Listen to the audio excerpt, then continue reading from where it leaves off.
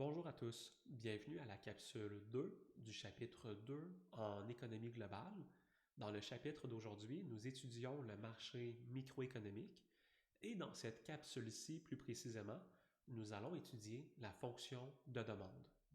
Donc, la définition qu'on avait vue d'un marché, de Léon Walras, et vous pouvez retourner voir la capsule précédente ou la diapositive 9 dans les notes de cours, implique la présence de deux agents économiques sur un marché microéconomique concurrentiel. Vous avez le consommateur et vous avez le producteur. Dans la vidéo d'aujourd'hui, on va tenter d'expliquer sur le marché le comportement d'un consommateur. Et le consommateur microéconomique, pour nous, va respecter certains principes. D'abord, le consommateur souhaite toujours acheter ses biens au plus faible prix possible. Le consommateur doit respecter sa contrainte budgétaire, donc il possède une certaine quantité d'argent à dépenser, et il est capable de comparer et évaluer le bien-être que lui apportent différents types de biens. Autrement dit, notre consommateur est rationnel et maximise son bonheur.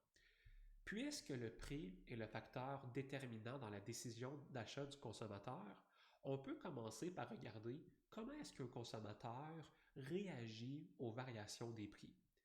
Nous allons donc créer ce qu'on appelle la demande.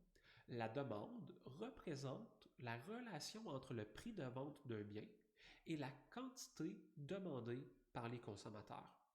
Lorsque le prix de vente d'un bien est très élevé, la quantité demandée va être très faible. Donc, ou une autre façon plutôt de voir cette logique-là, c'est de dire que lorsque nous consommons peu d'unités d'un bien, par exemple, vous consommez uniquement 2 unités, vous allez être prêt à payer 8 $. Nous sommes prêts à payer 8 $ quand on consomme peu d'unités. Pourquoi? Parce que les premières unités qu'on consomme d'un bien nous apportent habituellement beaucoup de bonheur. Imaginez-vous un scénario suivant. Vous êtes perdu dans le désert. Combien est-ce que vous allez être prêt à payer pour un premier verre d'eau? La réponse, c'est probablement beaucoup d'argent. Inversement, imaginez-vous que vous êtes dans votre maison, chez vous, et que votre maison est connectée sur l'aqueduc. Combien est-ce que vous allez être prêt à payer pour un verre d'eau? La réponse, c'est très peu, parce que vous avez facilement accès à de l'eau en très grande quantité. Et donc, pour vous, de l'eau, ça a très peu de valeur, parce que vous en possédez déjà beaucoup. C'est ce qu'on appelle l'utilité marginale. L'utilité marginale, c'est de regarder chacune des unités que vous consommez et déterminer combien est-ce que vous êtes prêt à payer pour cette unité-là. Donc, pour la première unité, je dois aller ici entre mes deux axes. Pour la première unité, je serai prêt à payer 9 $. Pour la deuxième unité, je suis prêt à payer 8 $. Remarquez que pour la deuxième unité, je suis prêt à payer moins que pour la première. Pourquoi? Parce que pour moi, la première unité a plus de valeur. Par exemple, combien est-ce que je serais prêt à payer pour la sixième unité d'un bien? Je m'en vais sur mon axe des X. Pour la sixième unité, je suis prêt à payer 4 $. Génial. Donc la demande, c'est l'entièreté de ma courbe qui représente la relation entre le prix de vente et la quantité demandée par les consommateurs, qui représente combien est-ce que je suis prêt à payer pour chacune des unités. Ici, pourquoi est-ce qu'on a toujours une relation négative? Donc, pourquoi est-ce que l'utilité marginale d'un bien va toujours être décroissante? Vous avez deux raisons. Deux raisons qui permettent d'expliquer ça. D'abord, l'effet revenu. L'effet revenu nous dit quoi? L'effet revenu nous dit que lorsque le prix d'un bien change, c'est comme si votre budget changeait. Donc, imaginez le scénario. Vous avez un budget de 4 $ pour acheter des pommes. Une livre de pommes coûte 4 $. Donc, vous achetez une pomme grâce à votre budget. Mais ensuite, imaginez-vous plutôt que l'épicerie annonce un rabais sur les pommes. Plutôt que de coûter 4 $ par livre, une pomme coûte maintenant 1 $ par livre. Votre budget vous permet maintenant d'acheter 4 livres de pommes. Votre budget n'a pas changé. Vous avez toujours la même quantité d'argent dans vos poches. Mais parce que les prix ont diminué, vous êtes maintenant capable d'en acheter une plus grande quantité. Ça, c'est ce qu'on appelle l'effet revenu. Vous avez également l'effet de substitution.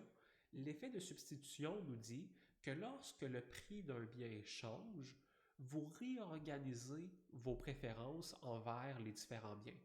Par exemple, les pommes et les bananes se vendent au même prix. Vous allez donc acheter des pommes et des bananes avec votre budget. Si par contre le prix des pommes diminue, eh bien là, vous allez faire un calcul dans votre tête. Maintenant que les pommes sont plus abordables que les bananes, est-ce que je veux plus de pommes que de bananes? Donc, vous changez la façon dont vous allouez votre budget avec la préférence pour les biens qui coûtent moins cher. Cette notion-là ici nous ramène à la notion qu'on va appeler l'élasticité de la demande.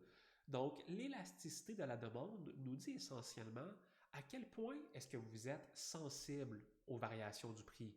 Par exemple, lorsque j'ai une demande élastique, je suis très sensible aux variations du prix. Lorsque le prix, par exemple, passe de 6 à, disons, 5 eh bien, la quantité demandée, on voit sur l'axe des X qu'elle varie beaucoup. Lorsque le prix est de 6 la quantité demandée est égale à 0. Lorsque le prix est de 5 eh bien là, la quantité demandée va augmenter jusqu'à 5 unités. OK? Donc, mes consommateurs répondent beaucoup aux variations des prix. Dans le cas contraire, vous pouvez avoir une demande qu'on va dire inélastique. Inélastique, ça implique que les consommateurs ne réagissent pas beaucoup aux variations des prix. Par exemple, lorsque le prix passe de 6 à 5 la quantité demandée sur l'axe des X a à peine varié. Pourquoi est-ce que c'est le cas? D'où provient la différence d'élasticité? Généralement, l'élasticité va dépendre de deux choses. Est-ce que le bien est un bien essentiel et un bien facilement substituable? Donc, pour une demande élastique, pensez à un bien facilement substituable et pour lequel il n'existe pas de rareté. Par exemple, le Coca-Cola ou les sodas. Donc, quand vous allez à l'épicerie, vous avez accès d'abord à beaucoup de substituts. Si le prix du Coca-Cola augmente beaucoup ou diminue beaucoup, eh bien, qu'est-ce qui va se passer? Vous allez tout de suite changer de boisson gazeuse. Tandis que si je prends un bien inélastique, donc un bien pour lequel il n'existe pas de substitut et qui est essentiel, eh bien, une variation des prix n'engendrera pas un changement dans la consommation. Pensez à un diabétique qui doit, par exemple, se procurer de l'insuline. Si le prix de l'insuline augmente beaucoup, est-ce que la quantité consommée d'insuline va diminuer beaucoup? Non. Pourquoi? Parce que le diabétique n'a pas le choix de consommer de l'insuline. Il n'a pas accès à un substitut et pour lui, l'insuline, c'est la différence entre la vie et la mort. Vous avez donc, dans ces cas-là, des demandes qu'on va dire inélastiques. La notion d'élasticité est intéressante. Pourquoi? Parce que c'est le genre de notion qu'un gouvernement peut vouloir prendre en compte avant d'intervenir sur un marché.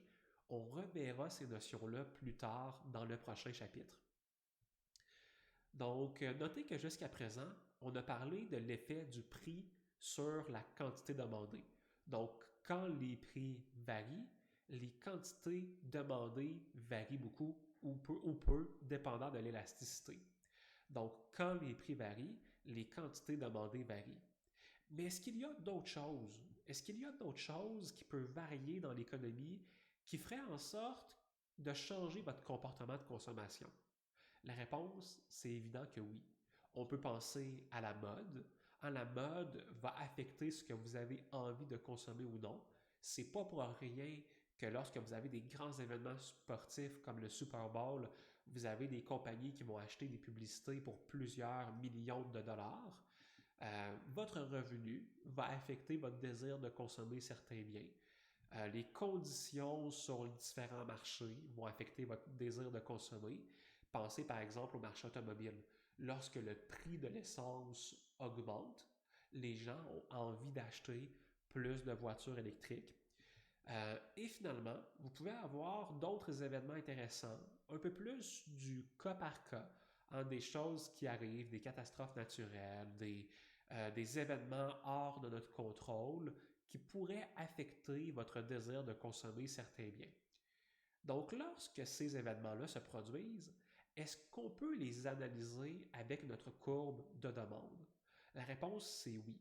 Et pour analyser ces différents événements-là, c'est important d'y aller avec la bonne démarche. Et ici, la bonne démarche, c'est de se dire, peu importe le prix d'un bien. OK? Donc, je l'ai mis en gras, je l'ai souligné, c'est important. Donc, peu importe le prix d'un bien, est-ce qu'un changement dans la mode, le revenu des consommateurs ou les conditions sur les autres marchés va avoir un impact sur votre désir de consommer un bien? Si la réponse c'est oui, si peu importe le prix, vous avez plus envie de consommer un bien, on va dire que la demande augmente. La demande, lorsqu'elle augmente, c'est l'entièreté de ma courbe qui va se déplacer vers la droite. Donc, la demande augmente lorsqu'un bien devient plus à la mode, lorsque le revenu du consommateur augmente pour un bien normal, ou lorsque le revenu du consommateur diminue dans le cas d'un bien inférieur. Les conditions sur les autres marchés peuvent également faire changer notre désir de consommer. Par exemple, si vous consommez davantage un bien complémentaire, eh bien, vous allez davantage consommer le bien. Ou inversement, si vous consommez moins d'un bien substitut, vous allez plus consommer de l'autre bien. Donc, c'est une variation positive de la demande.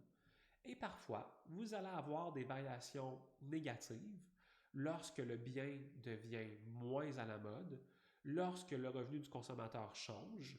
Donc, dans le cas d'un bien normal, si votre revenu diminue, la demande va diminuer. Et vice-versa, pour un bien inférieur, votre demande pour le bien inférieur va diminuer si votre revenu augmente. Et les conditions là, sur les autres marchés entre les biens complémentaires et les biens substituts peuvent également faire diminuer la demande. Donc, si vous consommez moins d'un bien complémentaire, vous allez moins consommer naturellement de tous les biens qui sont un complément. Par exemple, si vous consommez moins de ketchup, vous allez consommer moins de frites. Et la consommation pour un bien substitut augmente. Donc, si vous mangez plus de poulet, vous allez manger peut-être moins de porc parce que vous avez ici deux protéines, deux biens substituts. C'est une variation qu'on va dire négative. Faites attention ici donc à votre vocabulaire. C'est une erreur fréquente chez les étudiants en économie globale de ne pas distinguer comme il faut la notion de demande et de quantité demandée. Ce ne sont pas deux termes interchangeables. Donc, les deux énoncés suivants ne sont pas équivalents, c'est-à-dire que lorsque les prix varient, c'est la quantité demandée qui varie. Lorsque le prix axe des Y varie, on se déplace le long de la courbe de demande, c'est-à-dire que la quantité demandée varie. Si le prix diminue, la quantité demandée augmente. Et inversement, si la mode, les conditions sur les autres marchés, votre revenu change, eh bien là, peu importe le prix, c'est la demande qui augmente, c'est la demande qui va se déplacer vers la droite.